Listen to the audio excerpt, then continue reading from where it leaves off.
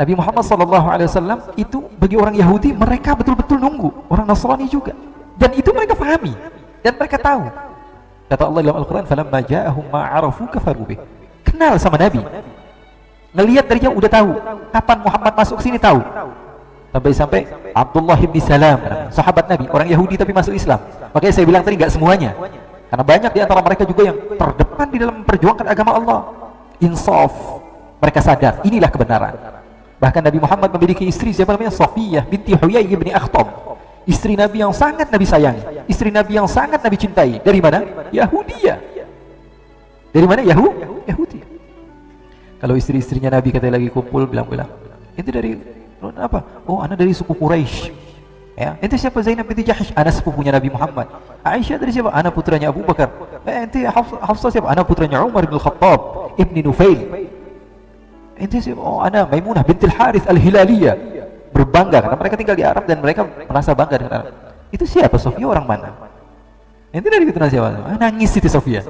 Datang ke Rasulullah, ya Rasulullah, istri-istrimu kalau kumpul cerita tentang nasab mereka dari keturunan ini. Kata Rasulullah, bilangin sama mereka, mereka ada kedekatan nasab dengan saya, tapi kalau kamu cucu saudara saya langsung, kamu cucunya Harun, saudaranya Musa.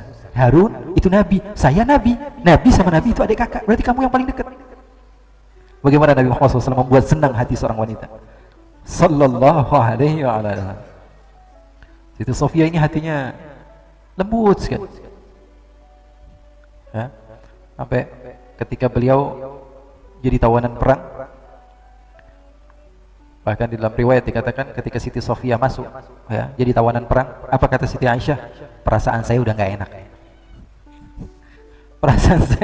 Perasaan saya sudah nggak enak.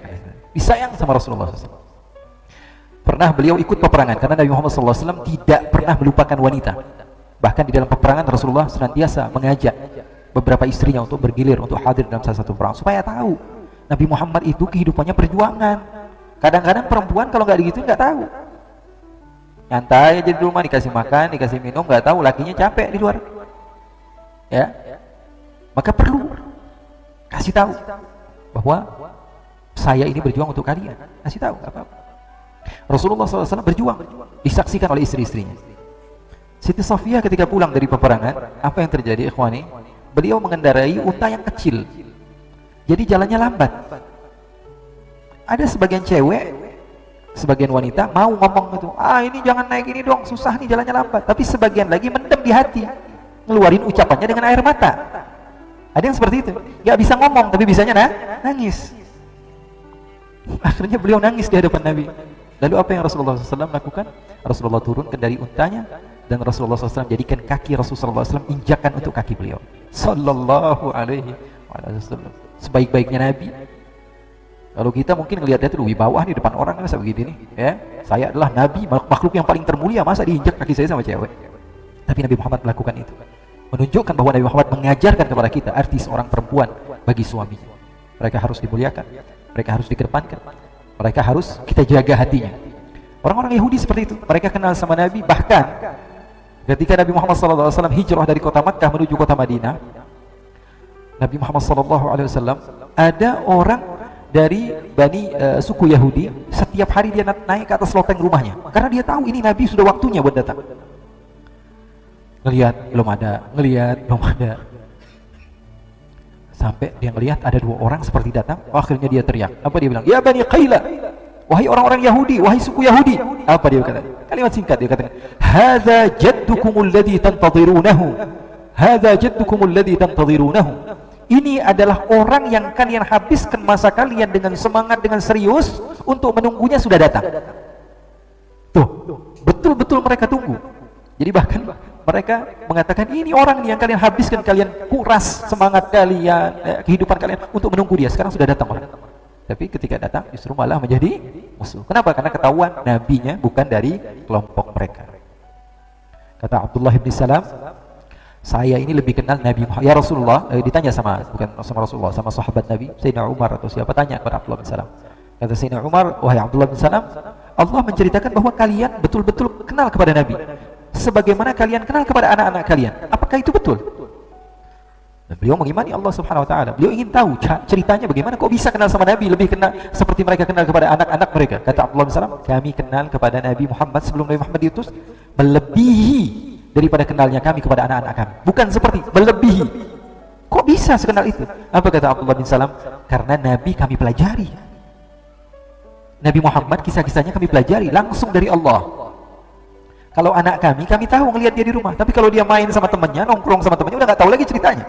Mereka ngapain di luar, kadang-kadang kita nggak tahu, lalai. Tapi kalau Nabi, dari semenjak dia lahir sampai kehidupan akhirnya kami pelajari. Ya'rifunahu kama ya'rifuna abna'ahum. Allah ceritakan orang. Kenalnya kepada Nabi sebagaimana mereka kenal kepada anak-anak mereka.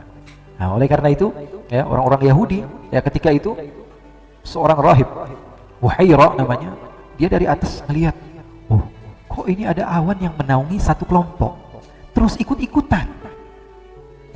Awannya itu berjalan, kelompok ini diam, awannya diam. Gak kebayang, ini siapa? Setelah dipikir, oh ini Nabi.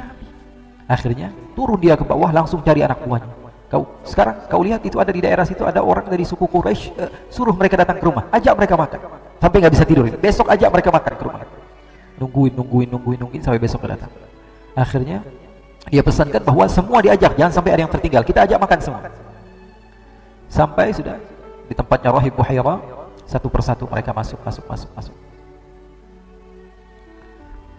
Mereka masuk untuk apa yang terjadi? Untuk diajak makan oleh Rahib Buhaira.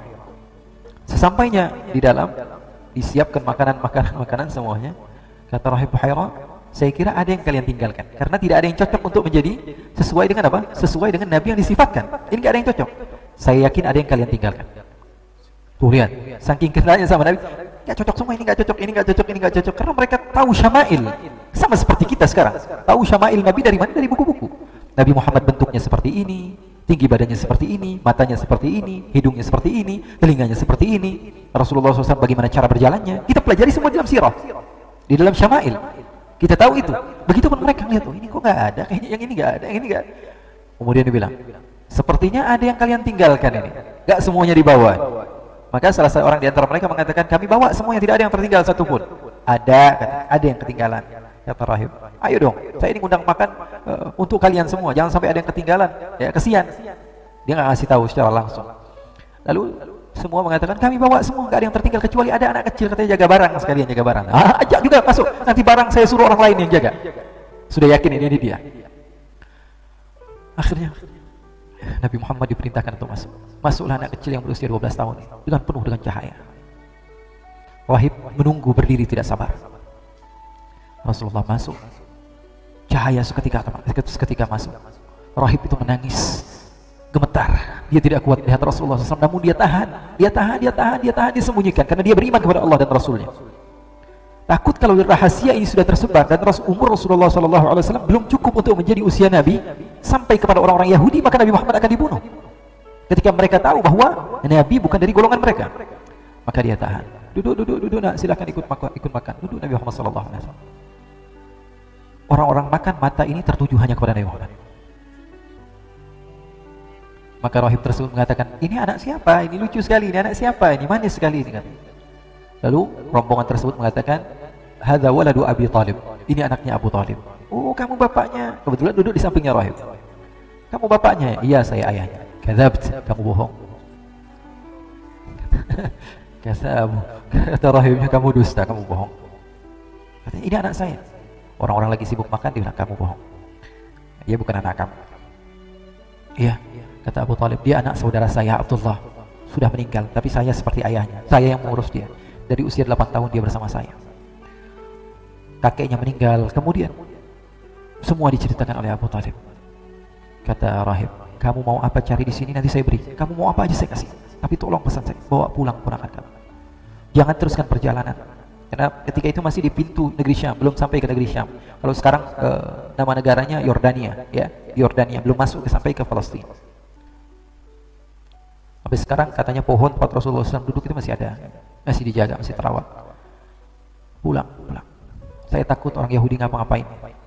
Akhirnya Abu Thalib tahu, Abu Thalib gak ngelawan gitu, gak, karena dari semenjak kecil sudah Nabi Muhammad kecil sudah dipesani Oleh siapa? Abdul Muttalib. Karena Abdul Muttalib juga sering sekali mendapatkan kejadian-kejadian aneh seperti ini. Makanya Nabi Muhammad kalau lagi di Ka'bah, Abdul Muttalib itu punya tempat khusus di Ka'bah.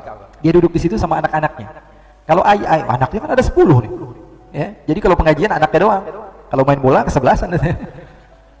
Anak-anaknya. Nah, Rasulullah SAW kadang-kadang duduk di tempatnya Abdul Muttalib. Duduk di tempatnya Abdul Muttalib. Kata anak-anaknya, jangan Muhammad. Abdul Muttalib mengatakan, biarin dia mau ngapain ini terserah kalau Muhammad. Fa inna lahu la sya'nun 'azim. Muhammad ini bakalan jadi orang yang sangat hebat. Biarin dia mau ngapain ini terserah.